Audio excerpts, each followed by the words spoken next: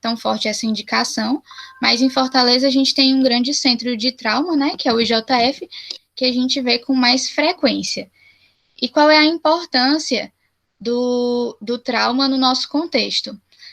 O trauma ele é importante porque ele traz muitos custos no nosso serviço, tanto os custos diretos quanto os custos indiretos. Os custos diretos eles estão relacionados principalmente ao tratamento do paciente em si, e os custos indiretos relacionados principalmente às sequelas que o trauma vai deixar nesses pacientes. O trauma fechado, ele é muito mais comum que por projetos, e aí, dentro do trauma fechado, a gente vai ter como exemplo as quedas, que acontecem principalmente nas crianças e nos idosos. A gente tem também como exemplo os acidentes automobilísticos, que eles geralmente não têm predileção por idade, nem por sexo, mas que a gente sabe que costumam acometer mais adultos jovens. E também as lesões por projetos de arma de fogo, que também acometem mais os adultos jovens. E aí, qual é o nosso objetivo na neuroimagem? É identificar as lesões que a gente consegue tratar o mais rapidamente e detectar também as complicações dessas lesões, que aí entraria como as lesões secundárias, que são sinais de herniação, edema cerebral, lesões vasculares, etc. E aí a gente já tem mundialmente aceita a tomografia como uma imagem de rastreio no TCE agudo. Como é que é feita essa imagem, né? A gente tem cortes de entre 4 e 5 milímetros de espessura, sem contraste, e esses cortes eles iniciam logo abaixo do forame magno e vão até o vértex craniano. Na avaliação, a gente usa as duas principais janelas, né? Que é a janela óssea e a janela de parênquima. Mas, no livro ele indica também a gente usar a avaliação na janela subdural, que seria uma janela intermediária. Além da tomografia, a gente tem a angiotomografia crânio-cervical, na avaliação desses traumas também, que a gente usa principalmente no trauma penetrante de pescoço, na fratura de forame transverso ou subluxação facetária, na fratura de base de crânio e na fratura de base de crânio que compromete o canal carotídeo ou algum seio venoso. Outro método de imagem é a ressonância magnética, que ela é um bom método em alguns casos específicos, até mostra melhor a imagem, mas a gente usa ela preferencialmente nas suspeitas de maus tratos. Aí, como eu disse, né, que a gente vai falar um pouquinho nessa aula sobre as lesões primárias.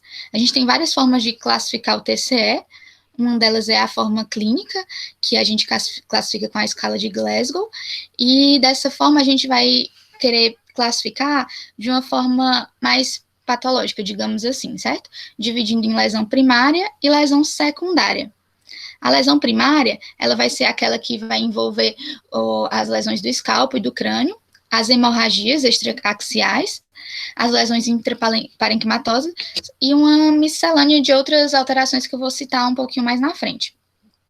E as lesões secundárias, elas estão relacionadas principalmente àquelas complicações que eu falei no slide anterior, que seriam o edema cerebral, as sinais de herniação, algumas lesões vasculares. E aí, começando com as lesões primárias, a gente tem as lesões do escalpo. A primeira lesão, que é a mais superficial, é a laceração, onde a gente tem uma perda de continuidade do tecido da pele. Em seguida, a gente tem o cefalohematoma e o hematoma subgaleal. Aí, diferenciando cada um deles, né? No cefalohematoma, a gente tem uma coleção localizada subperiosteal. Aí, como ela está próxima ao osso, ela é limitada por essa camada, a gente geralmente tem uma lesão que é unilateral e que não costuma ultrapassar a linha de sutura. E como ela é contida também, ela não costuma alcançar grandes volumes, não traz uma repercussão hemodinâmica tão grande. E acomete principalmente os recém-nascidos no parto instrumentalizado, especialmente por fórceps. O hematoma subgaleal é uma coleção subaponeurótica, e aí ela não é tão contida quanto o cefalohematoma, e por isso ela pode alcançar volumes maiores. Ela, diferentemente do cefalohematoma, ultrapassa os limites da sutura e, como eu disse, pode ter um sangramento expressivo. Aqui nas imagens, a gente tem duas imagens de tomografia. Nessa primeira, a gente vê o cefalohematoma, que essa imagem é indicada por essa seta vazada, onde a gente tem uma lesão que não ultrapassa as linhas das suturas. Ela geralmente está associada com uma fratura linear, que eu vou falar um pouquinho mais para frente, adjacente. E nessa segunda imagem, a gente tem um hematoma subgaleal, que a gente vê ultrapassando, né, a linha de sutura, como essa hiperdensidade aqui na imagem. Em relação às fraturas cranianas, começando pela fratura linear, ela geralmente envolve toda a tábua óssea, desde a interna até a externa, tem margens bem definidas e geralmente acontece no trauma de baixa energia. Aqui na imagem, na janela óssea, a gente consegue ver duas dessas fraturas, uma aqui do lado direito e outra aqui do lado esquerdo, que vai desde da parte externa até a parte interna. As fraturas por afundamento, elas geralmente acontecem com, um dos exemplos por exemplo, uma martelada. Você tem um trauma com força um pouco maior, localizada em um único ponto, onde vai ocorrer cominuição das estruturas ósseas e um deslocamento interno. Adjacente a essa fratura, pode ter algum grau de contusão cerebral também no parênquima adjacente. As fraturas com elevação, elas são menos comuns do que as anteriores, e elas geralmente ocorrem algum grau de rotação do fragmento ósseo. Aqui na imagem, a gente consegue ver essa parte mais inferior aqui rotacionada para a parte interna, e aí mostrando um grau de afundamento da fratura, e a parte mais aqui frontal, a gente vê com que essa fratura sofreu a rotação, e aí sofreu a elevação dessa parte aqui. Aqui na imagem, a gente consegue ver também um que eu citei no começo das lesões do escalpo, que é a laceração, a perda da continuidade na pele. Outro tipo de fratura que a gente pode ver é a fratura diastática. Essa fratura, ela geralmente ocorre associada a uma fratura linear, e o que vai ocorrer vai ser um alargamento das sunturas ou das sincondroses. E aí, aqui da mesma forma, mais uma imagem na janela óssea mostrando esse alargamento, né, da sutura sagital.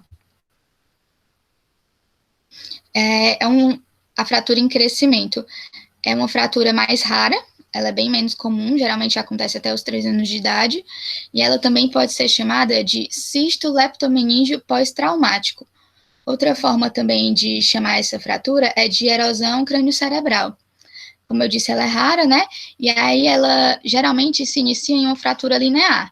Só que essa fratura, ela vai estar associada com a ruptura da dura mater adjacente, e com essa falha na dura que vai ser causada, vai se notar um alargamento progressivo da fratura, como se o líquor ele se expandisse para esse espaço.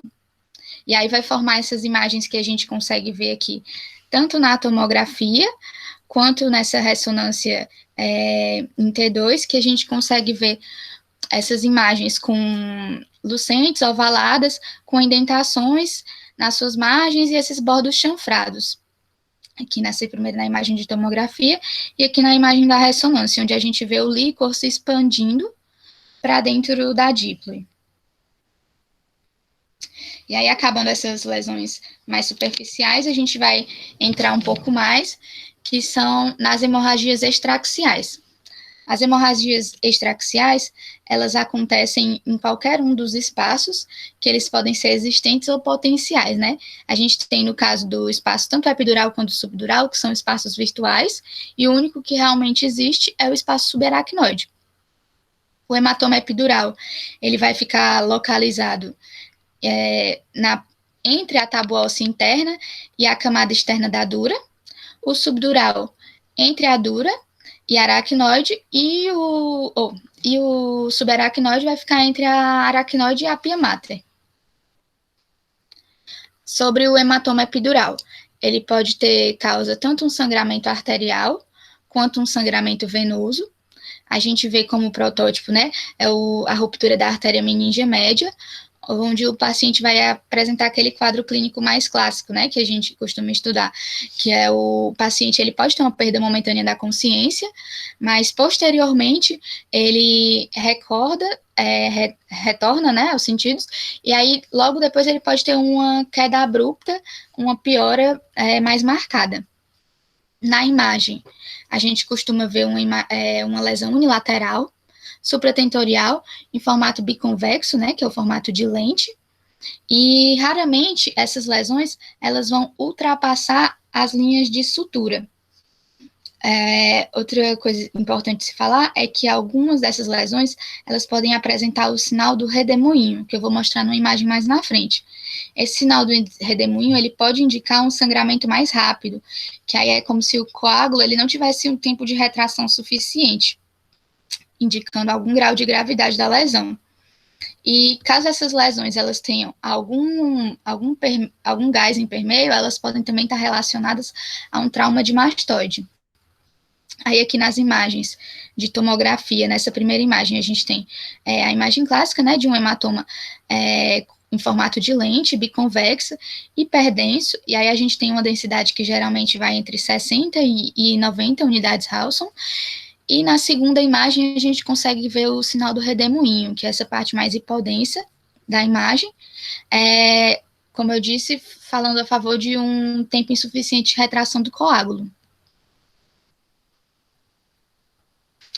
O hematoma subdural subagudo, ele geralmente ocorre por causa da ruptura das veias corticais, então ele geralmente é um sangramento venoso, mais arrastado, e aí o que a gente costuma ver é um idoso com maior atrofia cerebral, onde você tem esse sangramento mais lento, e aí ocorre uma deteriorização mais tardia do paciente.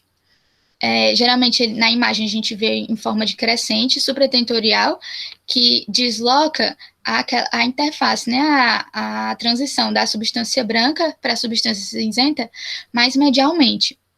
E quando esse hematoma ele tem mais que 2 centímetros, isso indica um pior prognóstico. Como eu disse, ele pode também, diferente do epidural, que ele não costuma ultrapassar as linhas de sutura, esse sim, ele pode ultrapassar, mas ele não costuma ultrapassar as flexões durais. Então, quando chega na zona de flexão, ele meio que acompanha. Aí aqui na imagem, o hematoma subdural agudo, a gente consegue ver esse formato de crescente, hiperdenso. Aí, como eu disse, ele não costuma ultrapassar as flexões da dura, no caso aqui na foice, ele só acompanha.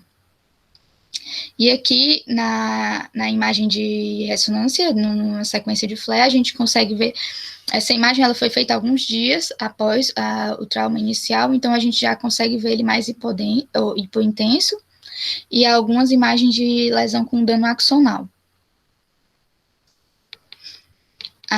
Em relação ao hematoma subdural subagudo.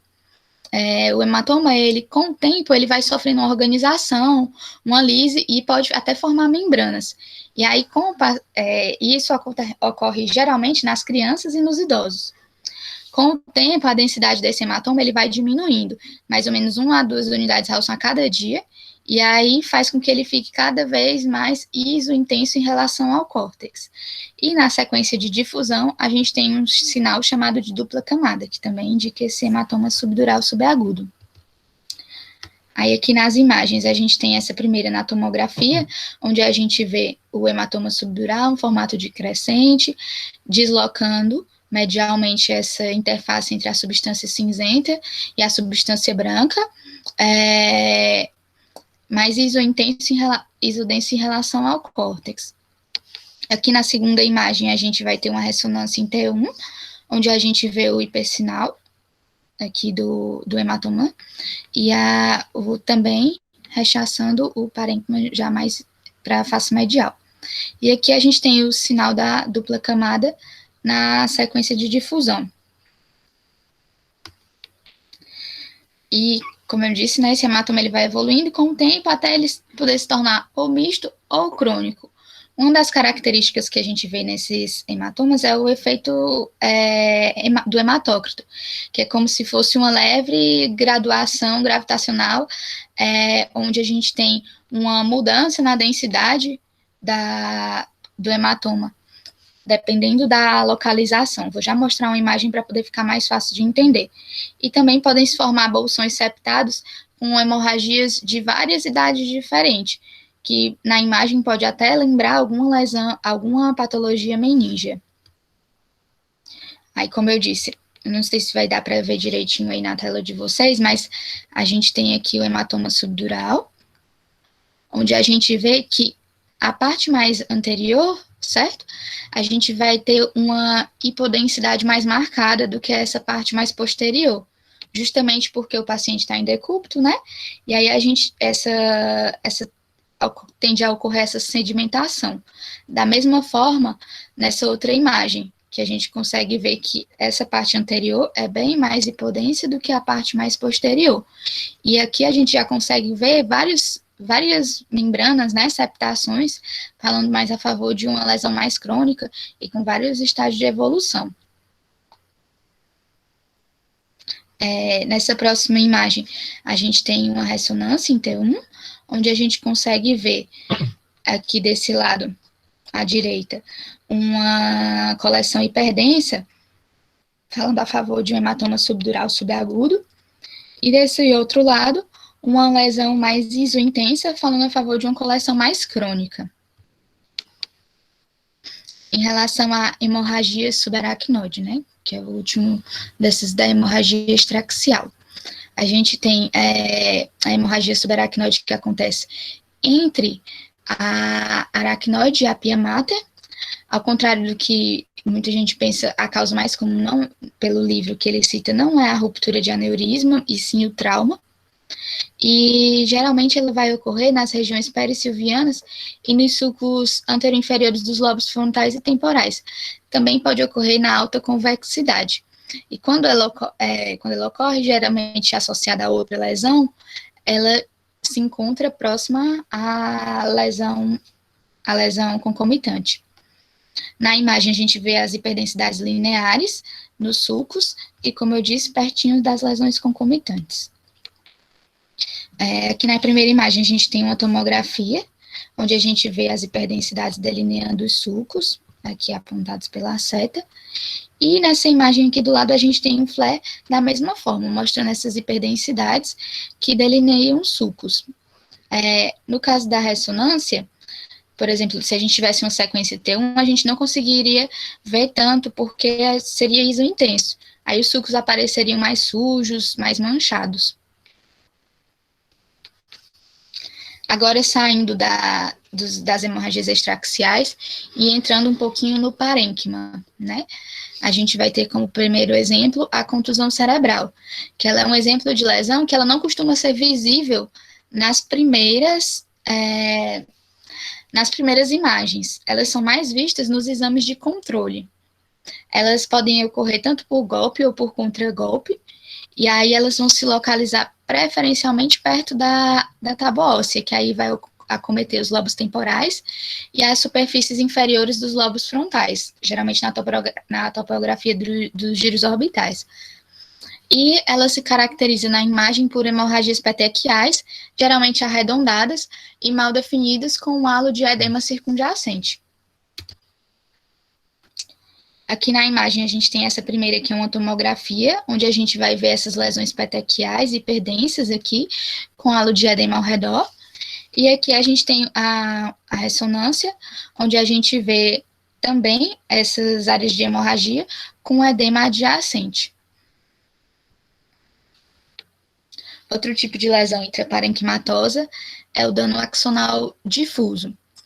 O que a gente tem de particularidade nessa patologia é que o paciente, ele geralmente está bem mal, e o exame de imagem inicial, que é a tomografia, não mostra tanta coisa assim.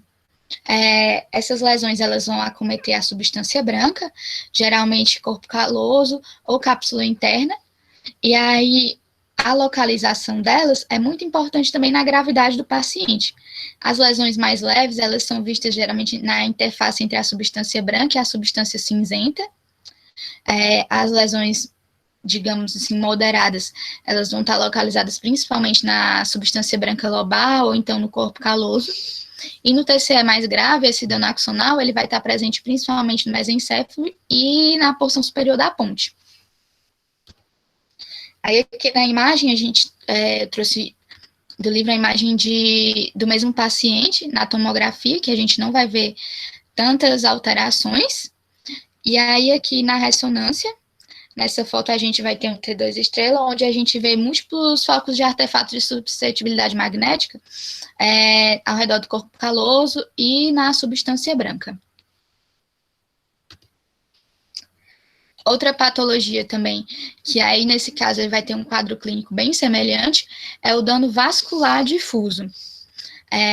O que a gente vai diferenciar mais na tomografia, que a gente vai ter um maior sinal de edema, pode até ter algum foco de sangramento petequial, e aqui na imagem do SWI, a gente vai ver várias dessas hipointensidades, que elas, diferente da anterior, que são mais pontiformes, a gente vai ter algumas mais lineares, acompanhando alguns trajetos vasculares. E aí, acabando um pouquinho do parênquima e falando por outras alterações que a gente pode ter associada ao trauma. Uma delas é o pneumoencéfalo. Eu lembro que na primeira semana a gente conversou um pouco, aí ficou meio naquela dúvida, pneumoencéfalo, pneumocrânio e tudo. No livro ele fala que o termo usado é o pneumoencéfalo, mas pode ser usado também o pneumatocele ou a aerocele intracerebral, que seriam os pequenos focos de gás no interior do parênquima. Esse A ele pode estar localizado, assim como a hemorragia, no espaço epidural, no espaço subdural, no espaço subaracnoide, até intraventricular ou intravascular. Dependendo de onde estiver, ele vai ter uma conformação diferente. Quando ele se localiza no espaço epidural, ele meio que vai seguir como hematoma. Ele vai formar uma imagem também biconvexa, de lente. No espaço subdural, ele vai formar um crescente, mas também pode ter um nível hidroaéreo por causa se tiver alguma coleção associada. No espaço subaracnoide, ele vai aparecer como vários focos pontiformes, como gotinhas de ar. No intravascular, ele vai seguir o formato do vaso, e no espaço ventricular, a gente costuma ver aquele foco de ar, né, nos cornos frontais, dos ventrículos laterais. Aqui nessa primeira imagem, a gente vai ter um sinal, que é o sinal do Monte Fuji, que ocorre no pneumoencéfalo hipertensivo, onde a gente vai ter os vasos ligando o parênquima até a dura, e aí esses vasos, eles vão, enquanto o ar faz pressão no lobo frontal, esses vasos, eles vão manter eles presos, e aí vai dar esse formato pontiforme do Monte Fuji. Lembrando que aqui eu trouxe as duas imagens da tomografia, mas que na ressonância vai ter uma ausência de sinal quando tiver presença de ar. Em relação ao trauma não acidental, que é outra lesão que a gente pode encontrar. O trauma acidental, como eu disse lá no começo, ele é melhor visto na ressonância, e a principal característica é que a gente vai ter lesões de estágios diferentes de evolução. Está presente principalmente na síndrome do bebê sacudido, que aí a gente tem que sempre lembrar, né, ligar o alerta para as lesões provocadas, como a síndrome do bebê sacudido. Os hematomas, eles geralmente são subdurais, bifrontais, podem ser interhemisféricos e podem ser peritentoriais também. E por último, aqui em relação às lesões, a gente vai ter as lesões relacionadas aos projéteis. Essas lesões, elas geralmente têm um orifício de entrada maior, e o orifício menor, e o orifício de saída maior, e aí o trajeto, que nem sempre é linear.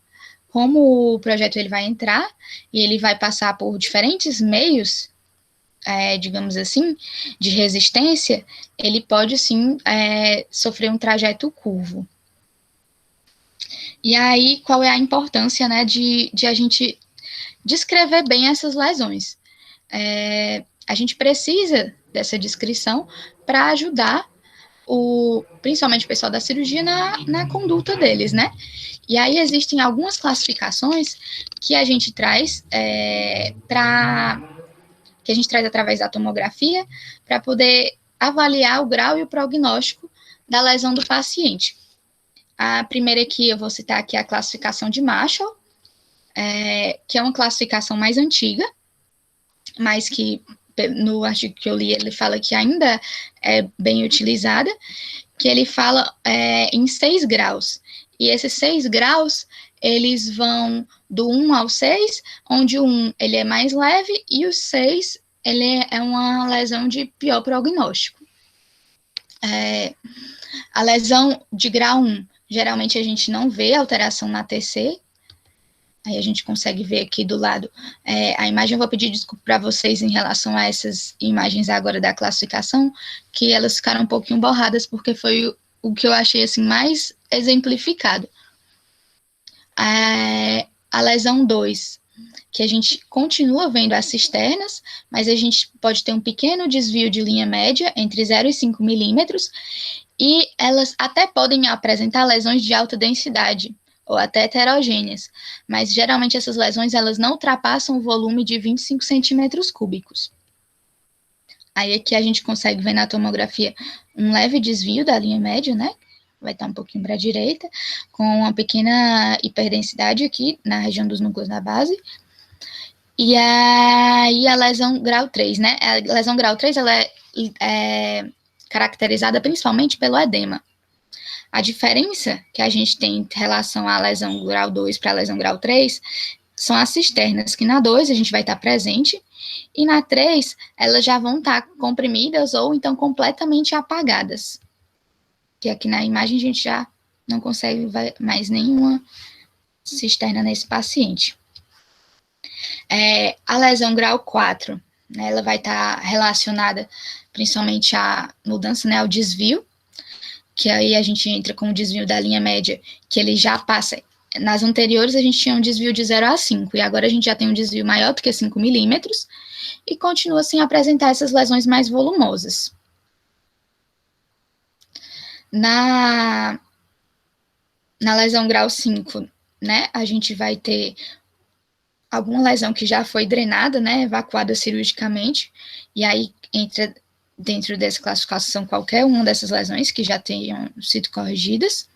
Aqui eu vou pedir a ajuda de vocês para vocês tentarem aqui ver nesse lado esquerdo uns focos gasosos em permeio que poderiam caracterizar uma área de manipulação cirúrgica prévia. E no grau 6, a gente vai ter lesões de alta densidade ou heterogêneas que tenham mais de 25 centímetros cúbicos de volume. Aqui a gente vê um grande hematoma intraparenquimatoso que ainda não foi corrigido cirurgicamente. E aí essa classificação de Marshall, um dos principais fatores limitantes que foi visto foi em relação às lesões que elas como eu posso dizer, que elas sejam concomitantes. Por exemplo, ela não leva em consideração na classificação 5 se o paciente ele tem essa lesão maior que 25 centímetros de volume, centímetros cúbicos de volume, e tenha um desvio da linha média também, certo? E aí, por isso, foi criado o score de Rotterdam, que é um score mais atual, onde a gente vai levar isso em consideração. Aí, falando um pouquinho do score de Rotterdam, né? Onde a gente tem na avaliação as cisternas da base, que elas podem estar normais, comprimidas ou ausentes, o deslocamento da linha média, que ele pode estar deslocado menos de 5 milímetros, assim como o do Marshall, ou mais de 5 milímetros, o hematoma epidural, que ele pode estar presente ou ausente, na classificação mesmo ele fala de massa, né, alguma coisa assim, e a hemorragia intraventricular ou o HSA, que ele pode estar presente ou ausente.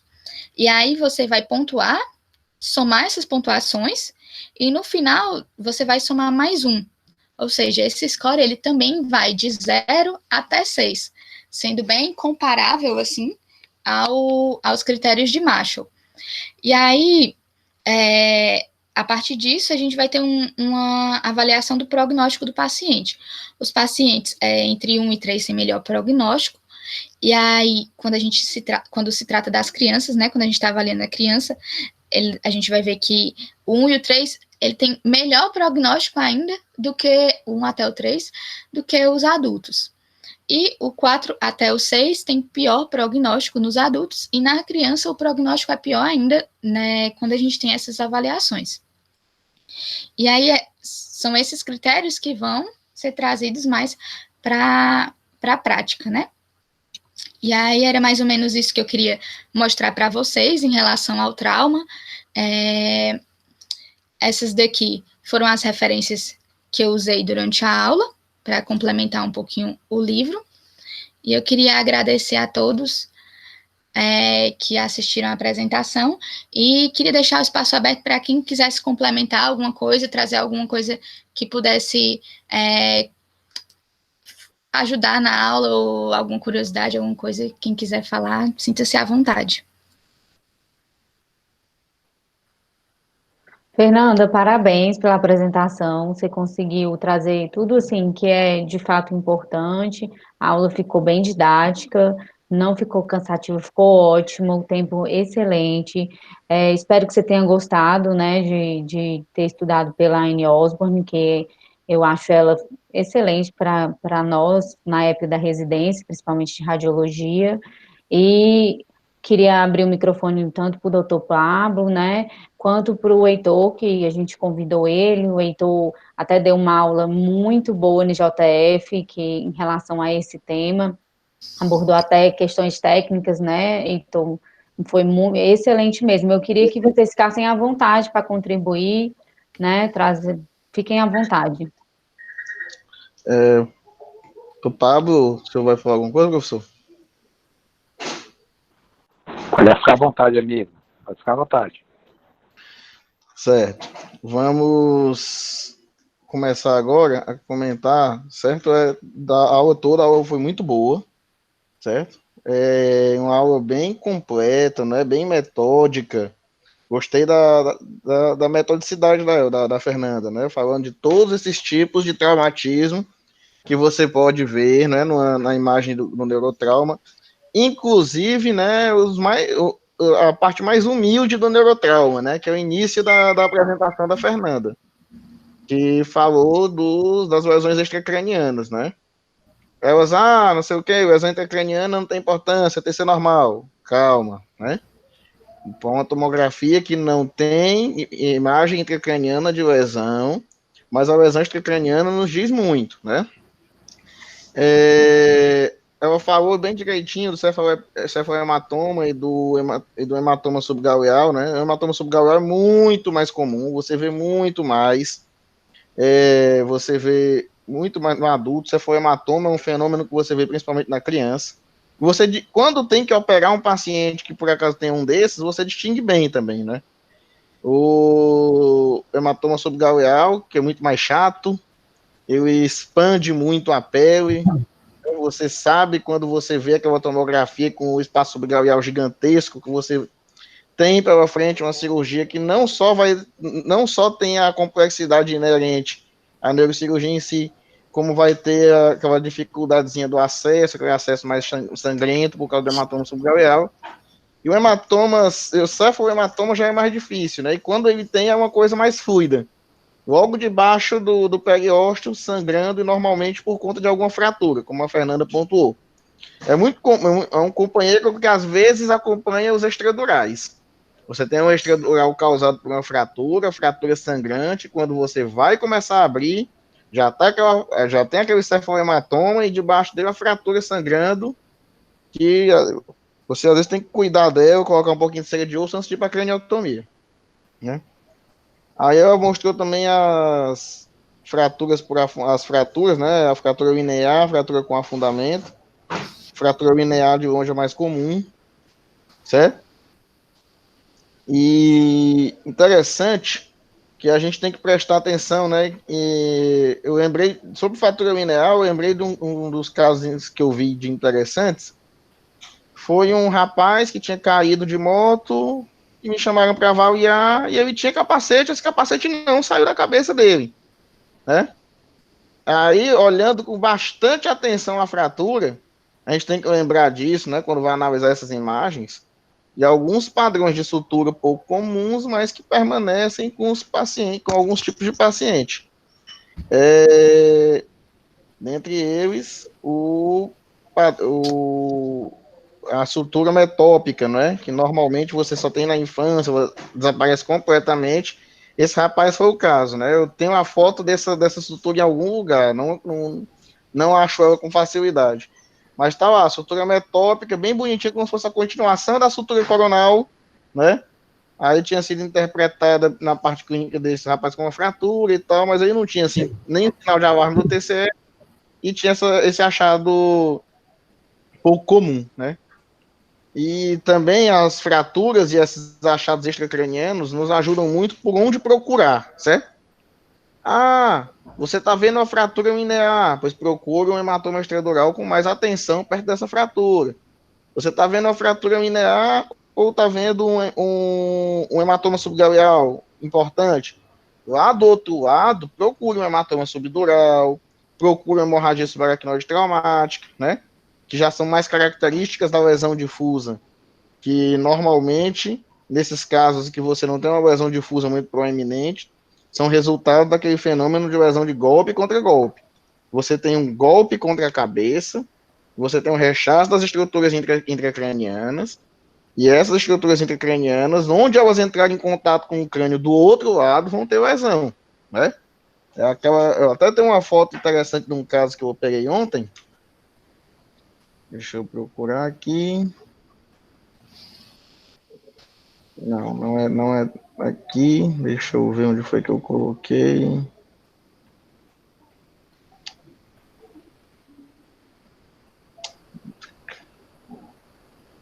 Pronto, tá aqui. Que tem as duas coisas.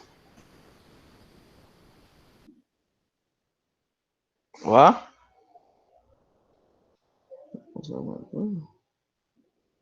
Tá dando para ouvir? Ainda não, a gente não está conseguindo ver, então. Eu Para apresentar. Coloca para vou compartilhar a apresentar. tela agora. Isso. Pera, um minuto. Compartilhar a tela. E apresentar aqui embaixo. Tem que no canto direito. Pronto. Tá aí, ó. Certo? Tá dando para ver? Tá entrando agora, entrou. Aqui. Aqui o hematoma subgaleal, né? Certo? Que foi onde ele teve o golpe, isso aqui foi uma queda de própria altura, e do outro lado você tem um hematoma subdural, vou mostrar essa imagem de novo em outro momento. Hematoma subdural com hematomas intraparenquimatosos, né? Você vê que o lado que tem o hematoma subdural, o lado que levou a porrada, né? Ficou relativamente intacto, né? O intracraniano, né? Agora o intracraniano do outro lado, você vê as lesões, né? Certo? É importante você ter essa noção de procurar essas lesõezinhas discretas, às vezes extracranianas, para você saber onde procurar as coisas intracranianas. Olhar com mais atenção determinadas regiões. Tem das fraturas a fundamento, também gostei muito do destaque dado a elas, que são as fraturas realmente cirúrgicas, geralmente, certo?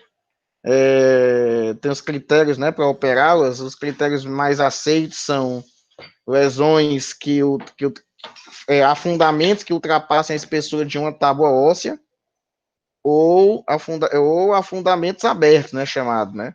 Assim como as fraturas abertas de outros ossos são abordadas de urgência por ortopedia, as nossas fraturas abertas também são abordadas como emergência. Inclusive porque elas correspondem a fístulas vicóricas também, muitas vezes. Aí você teve um hematoma extradural. Gostei do destaque que foi dado aquela história do redemoinho, né? Chamado, do artefato do redemoinho. A Nina lembra que na aula que eu apresentei lá aqui do JF, eu mostrei exatamente um hematoma desses, e que tinha uma hipodensidade. Recentemente, né, eu vi outro caso também que o hematoma quase todo era um artefato de redemoinho, certo? E que ele cresceu, justamente que mudou a conduta desse hematoma, né? Que você às vezes vê uma lesão que não parece ser cirúrgica em primeiro momento por causa só do tamanho, mas quando você vê essas características dela, você fica atento a pelo menos repetir a imagem logo, ou pelo menos observar logo, para operar logo em seguida.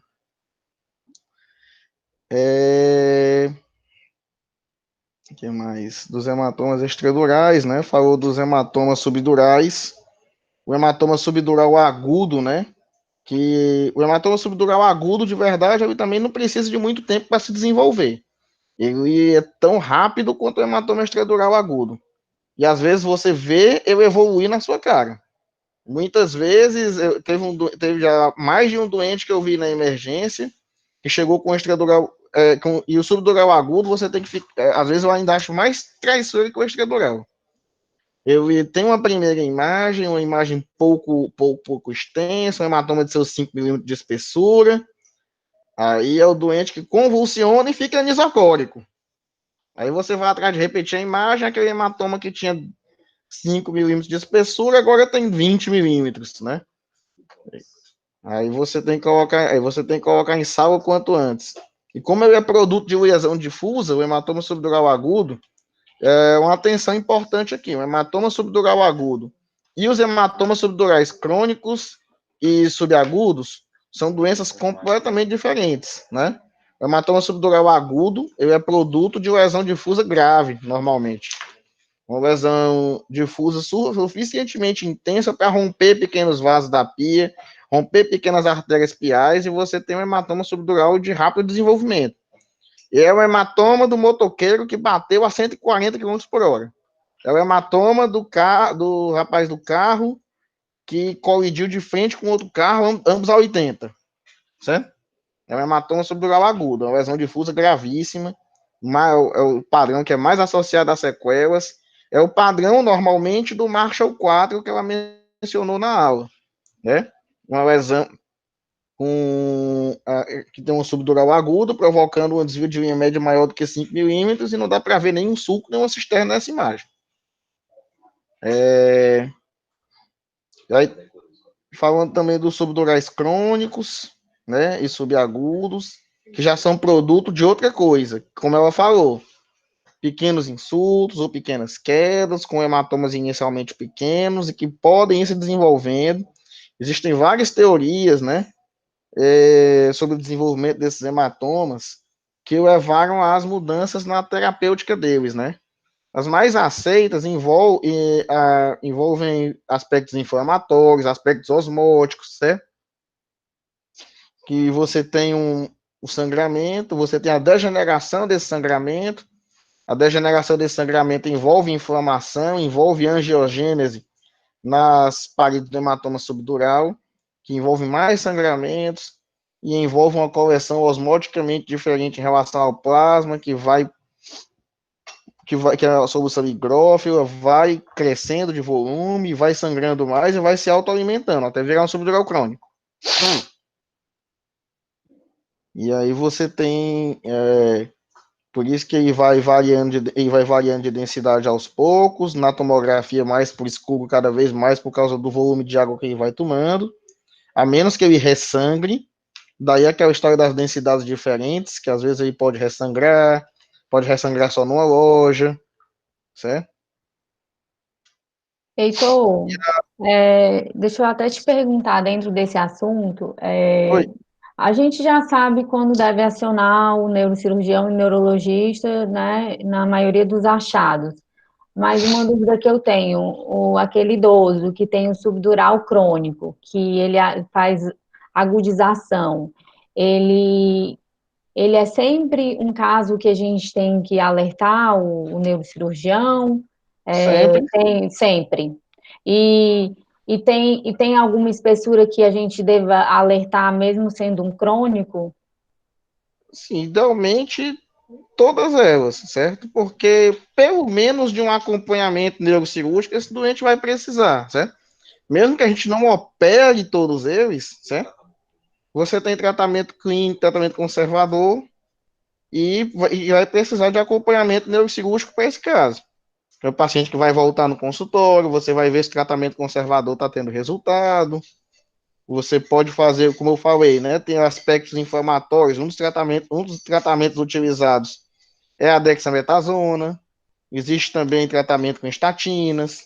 Aí você, em alguns casos, ou pacientes que o hematoma é simplesmente muito pequeno, ou que o hematoma é no limite, mas o paciente é muito idosinho, ou tem muita comorbidade, você preferiu tratar só com medicação, esse você vai ter que ficar acompanhando no consultório com mais frequência, para saber se vai acabar tendo que operar ou se o tratamento conservador está sendo bem sucedido. É muito importante também que o neurocirurgião seja acionado nesses casos, né? E até naqueles bem delgados, né? Ah, isso aqui não tem efeito de massa nenhum. Agudos. Eu já vi alguns casos assim aqui no JF, de hematomas subdurais crônicos, que foram admitidos clinicamente importantes, né? Você fez cirurgia e tudo. Quando eu fui revisar a imagem, tinha uma imagem de um mês e meio atrás, de um hematoma bem delgadinho, agudo, certo? E que às vezes você precisa ficar acompanhando, para tentar prevenir ou tentar tratar esse paciente de uma forma que ou não vire crônico, ou se acontecer de virar crônico, você tratar ele com mais presteza. Até esse tipo de paciente você tem que ficar mais de olho. E com relação às crianças, vocês têm uma abordagem diferente da abordagem do adulto, com relação às lesões mais graves? Fala um pouco para a gente sobre isso, além de ficar internado mesmo com, com fraturas que o adulto talvez não ficasse. Das crianças, normalmente você tem uma abordagem um pouco mais cuidadosa nessa questão das fraturas, né, principalmente, porque as estruturas delas são mais descoladas, por assim dizer, né? Principalmente me refiro aqui à dura do osso. A criança vai ter uma facilidade maior de desenvolver hematomas extradurais, e uma vez que desenvolva, que eles cresçam, certo? Por isso que você fica com uma observação bem mais cuidadosa com adulto do que não com a criança do que com o adulto nesse aspecto. Um outro aspecto que às vezes você precisa de uma observação mais cuidadosa da criança é que ela desenvolve com mais frequência o que a gente chama de concussão, certo? É uma alteração puramente funcional, você tem uma tomografia sem alteração anatômica nenhuma, mas você tem um distúrbio funcional importante, aquela criança fica sonolenta ou fica irritada por um certo tempo, e você precisa observar essa criança nesse tempo.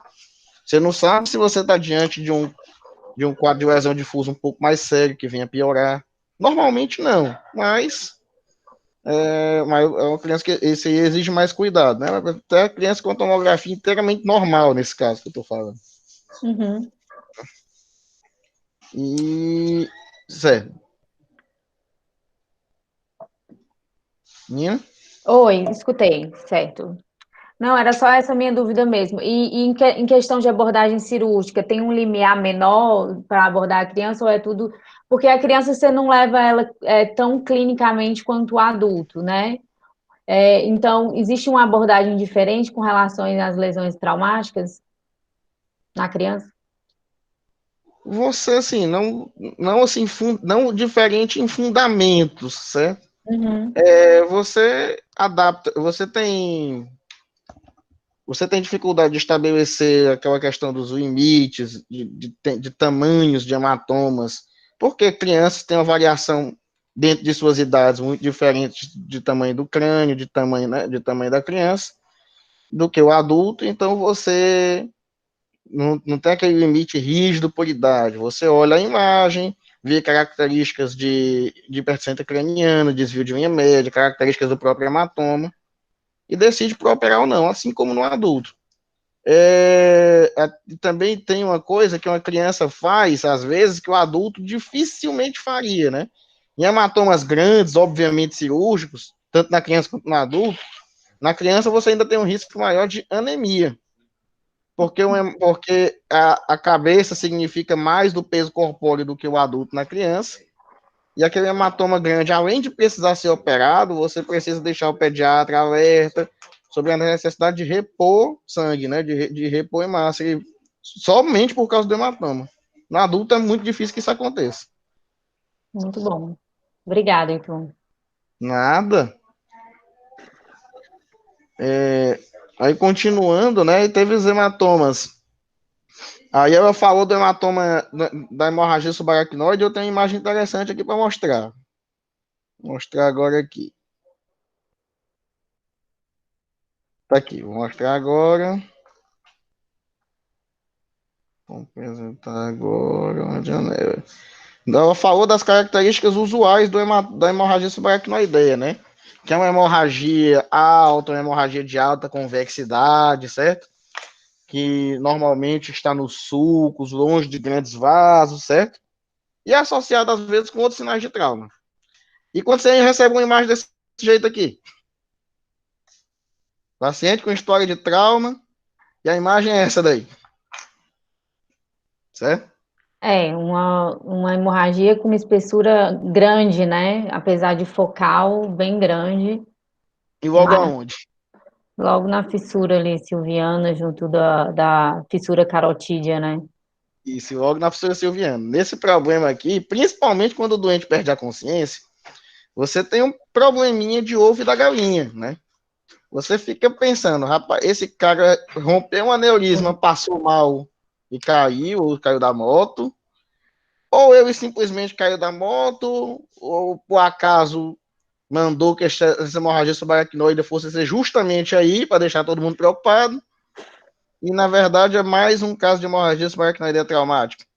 É para mostrar que a hemorragia subaracnoide traumática é em todo canto, não é mais nas convexidades, porque as convexidades são mais amplas, certo? Como tem muito mais convexidade do que qualquer outra coisa no cérebro, as convexidades são mais, elas vão receber mais hemorragia subaracnoide para nossa sorte, que deixa a coisa mais tranquila da gente analisar. Mas às vezes acontece a hemorragia subaracnoide aparecer nesse tipo de canto aqui, né? E deixar todo mundo um pouco confortável e assim, na dúvida, investigue, certo? Durante o internamento desse doente, que é um doente que vai ter que ser internado pelo tipo de lesão que teve, você não peque pela falta, na imagem de controle, faça também uma angiotomografia de crânio que seja, um estudo de vaso mais detalhado, para você saber se esse está diante de uma lesão vascular mais importante ou se foi só uma hemorragia subaracnoide num canto bem infeliz, certo? Achei interessante esse tipo de caso, quando eu falo de hemorragia subaracnoide, às vezes ela gosta de aprontar umas para cima da gente. Bacana. Bacana. Ela falou também, né, da hemorragia intracerebral. Hemorragia intracerebral foi o que eu operei ontem. E no trauma, elas costumam aparecer na forma de combo, né? Tudo ao mesmo tempo. Vou mostrar aqui. Aqui eu operei ontem.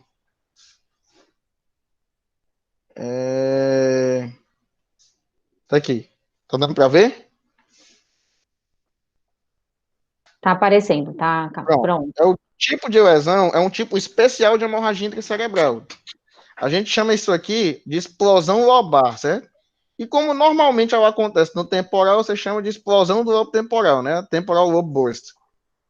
Ela é uma hemorragia intracerebral, tá aqui, com extensão subdural, é o que define a explosão. É quando você tem uma hemorragia intracerebral que rompe a pia mater e se difunde para cima dela como hematoma subdural. E junto os outros achados, ó, tem hemorragia subaracnoide aqui, certo? E aqui tinha uma lâmina mais espessa de hematoma subdural. É uma hemorragia intraparencimatosa com hematoma subdural com hemorragia subaracnoideia. Nesse tipo de lesão mais grave, essas coisas aparecem todas juntas, certo? E foi um caso, inclusive, que eu tive que operar ontem. O paciente chegou convulsionando, o lobo temporal comprimido. Essas convulsão, pessoal, sempre é acompanhada de um aumento da circulação cerebral, certo? Então, saiba que do nada vai ficar mais vermelho, mais turvo, mais inchado. E se tiver sangrado, vai sangrar mais. O paciente que ele teve uma anisocoria durante uma dessas crises convulsivas e foi entubado. Ah, foi entubado e reverteu a anisocoria, então não é mais cirúrgico, não. Calma. Isso não é absoluto.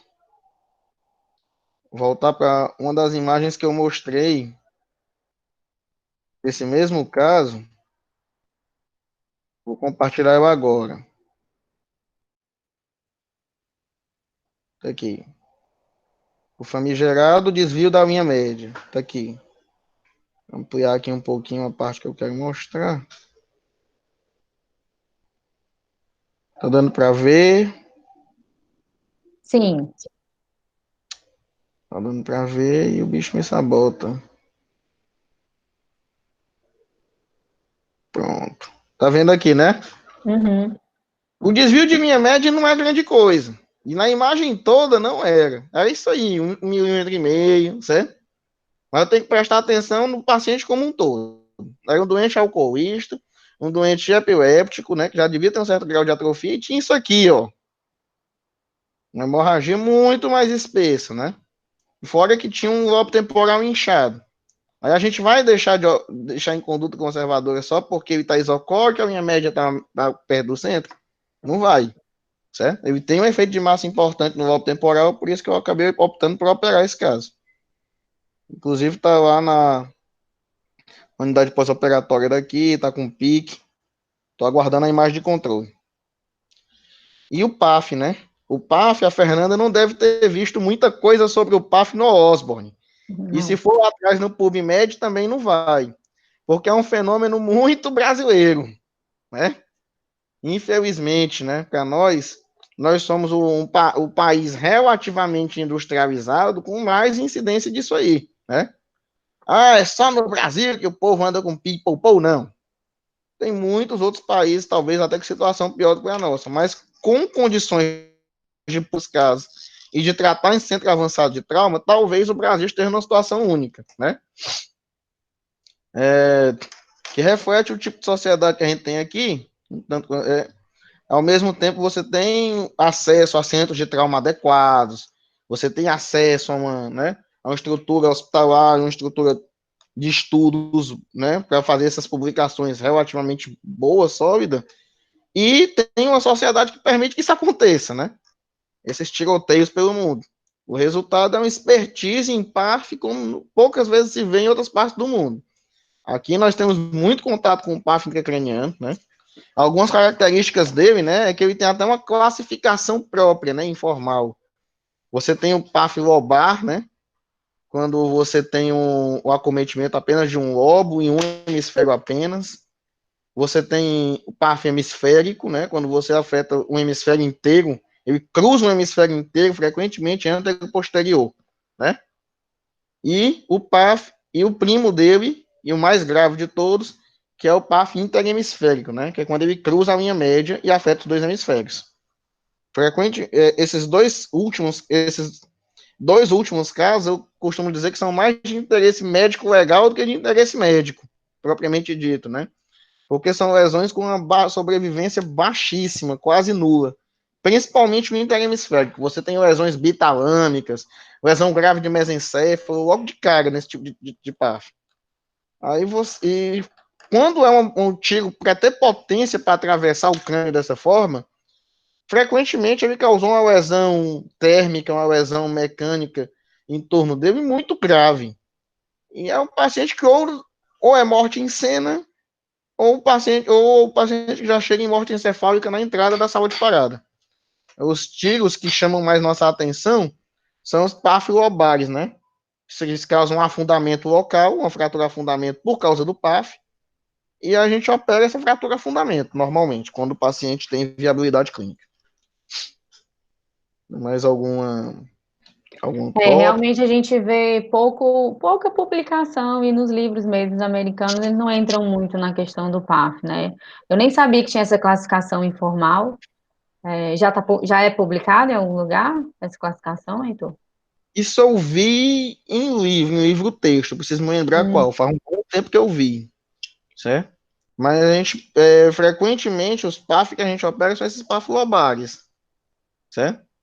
E se eu não me engano, foi livro texto de produção nacional, porque justamente não tem uma expressão tão grande na vivência de trauma estrangeiro, só na medicina de guerra, né? Sim, Aqui a gente tem essa especificidade. show.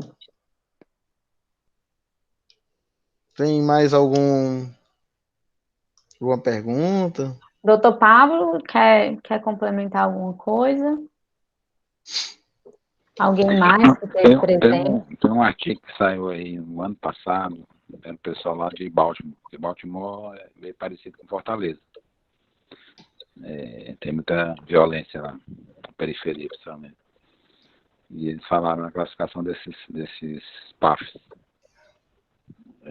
Fizeram um trabalho, nós pegaram uns 3 centros grandes. Eu estou procurando um artigo aqui, eu compartilhei no chat. Ele fala sobre mortalidade, professor?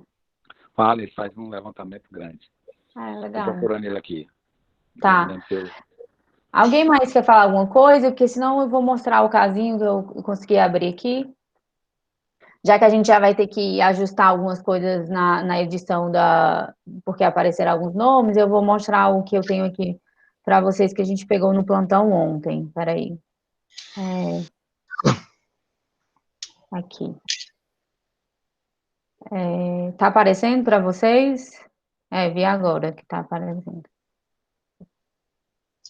Vocês estão vendo a tela acessória com o exame? Sim, estamos vendo. Sim. Então, aqui já foi o exame depois. Primeiro a gente pegou esse exame e o colega que estava de plantão comigo pediu para dar uma olhadinha, uma criança com 2 meses de vida com história de um trauma, né? Não sei se tinha caído do berço, enfim. E aí ele pediu para olhar esse exame com ele e a gente ficou na dúvida exatamente aqui, ó, se tinha... A minha seta está dando para ver? Minha setinha? Tá sim, doutora. Tá. Então, a gente ficou na dúvida se aqui era uma fratura, mas parecia bastante, né? Porque a gente não via a região cortical, né? Nessa região aqui, nem nessa, uma fraturazinha linear, né? E aí a gente também ficou na dúvida se havia outra fratura por aqui, ou não, se era realmente uma fratura. E além disso, aqui a gente tinha a sensação de que tinha um pneumoencéfalozinho, né? Junto aqui dessas fissuras acessórias, né? Enfim. E aí, a gente entrou em contato, no caso, era uma tele, né, que a gente estava laudando com o neurocirurgião de Salvador do plantão. Ele até meio que concordava com a gente, porém, o médico radiologista que estava em loco, ele dizia, às vezes dava esse artefato e que poderia ser. Então, a gente resolveu repetir o exame, já que essa paciente teria que ficar internado, né, com 2 meses, a situação que a gente está vivendo atual hoje do Covid, a gente está evitando todas as internações possíveis, até porque, vou mostrar aqui para vocês, o parênquima aparentemente não tinha nenhuma alteração, né, e ele resolveu, e você já percebe que realmente a imagem tinha uns artefatos de imagem, tá vendo, ó? Os artefatos que a gente não sabe exatamente se foi de movimentação, se foi de endurecimento do feixe. E aí a gente repetiu o exame. Quando a gente repetiu o exame, para sorte para todos, né? Tanto para quem estava lá, a gente viu que era um artefato, tá? Só para vocês virem que às vezes a gente é pego mesmo, né? De surpresa com esses artefatos, dependendo da máquina que você não costuma trabalhar, e que não tinha nem a fratura que a gente via aqui atrás, que parecia parietal, nem a fratura aqui frontal do exame anterior, né? Frontoparietal. Então, esse desfecho foi um desfecho positivo, né? Aqui são só forames patentes, que a gente pode ver em algumas crianças, até durante um bom tempo, os forames patentes parietais, até que tem uns gigantes, que são descritos na literatura, mas que isso aqui foi um desfecho positivo, mas que serviu tanto de aprendizado para a gente, né, quanto para o neurocirurgião, que principalmente em crianças, que o ossinho é mais fino e tudo, que a gente não tem uma ossificação ainda presente, a gente Quando tiver na dúvida, até porque nesse exame, se a gente avaliar bem, não tinha nenhuma lesão de pele, né, de couro cabeludo, escalpo, não tinha nenhuma lesão que chamasse a atenção para que a gente pudesse perceber uma fratura embaixo, também não tinha nenhuma lesão parenquimatosa, né? Apesar de que a gente vê muita lesão, muita fratura linear, sem desvio, com nenhuma alteração intraparenquimatosa. Então, isso aí ficou para a gente como aprendizado. Queria falar... tinha formatação, a gente chegou... Aqui não dá, eu não consigo fazer no área, né? Mas eu fiz a formatação, passei para o Radiante na hora, baixei o exame, passei para o Radiante na hora, e na formatação 3D, também, pela forma como foi realizado o exame, também não adiantava muito, a gente viu uns afundamentos, mas não tinha certeza se aquilo ali era realmente um artefato ou se era realmente uma fratura. Então, nesse caso, que vocês ficarem na dúvida, principalmente criança, vale a pena fazer a sedação, que nem foi feito nesse caso, ou pelo menos pedir para a mãe, de fato, segurar direitinho a cabeça ou alguma outra pessoa, para que não tenha nenhuma movimentação e a gente possa ajustar isso. Isso ficou como lição. Os 3 radiologistas que estavam na tele achavam que era uma fratura, e, no entanto, quando a gente repetiu o exame, não se diagnosticou.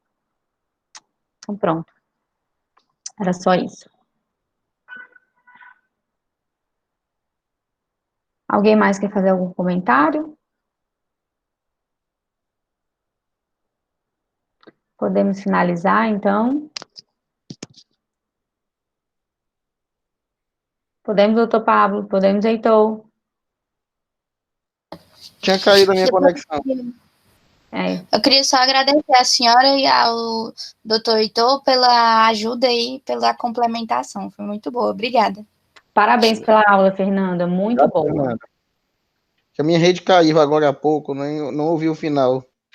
No final só, Heitor, é que realmente não tinha fratura, e aí isso ficou como um aprendizado enorme para a gente, né? Porque a opinião dos 3 radiologistas que estavam no plantão era que realmente tinha fratura, né? E quando a gente repetiu, a gente viu que era artefato. Uma boa, vocês tinham a imagem volumétrica desse crânio na hora? Não, a gente não tinha. Até tentei reconstruir no Radiante, mas não ficou bacana. O Luiz Uchoa também perguntou a mesma coisa. Ajuda bastante. Inclusive, na verdade, eu fiz a reconstrução no MPR, botei o corte bem espesso, mais de 50, mais de 80, e mesmo assim dava a impressão de que tinha uma fratura. Então, porque tem artefato que realmente... Aí a gente, como radiologista, a gente gosta de levar aquela dica de olhar para a pele, o escalpo, que sempre tanto ajuda a achar a fratura, quanto quando a gente está com essa dúvida também, né? Que vai ter dificilmente tem uma fratura ali se não tem uma lesão pelo menos de pele ali, um espessamentozinho adjacente. Tranquilo. Viu? Muito bom, viu, Nina? Muito bom. Obrigada, viu, Heitor, pelas considerações, excelente, enriqueceu bastante a nossa reunião.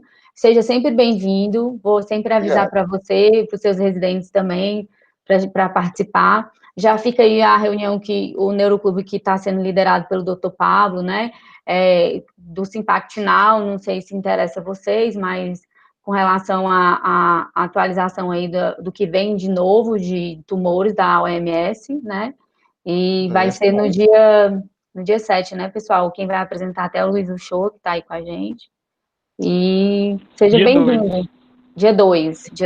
Mas a gente manda o convite, viu? Obrigada a todos, parabéns, Fernanda, obrigada, Heitor, obrigado, doutor Pablo, e obrigada por todo mundo. Obrigado, Nina, também. Tchau, boa noite. Tchau, boa.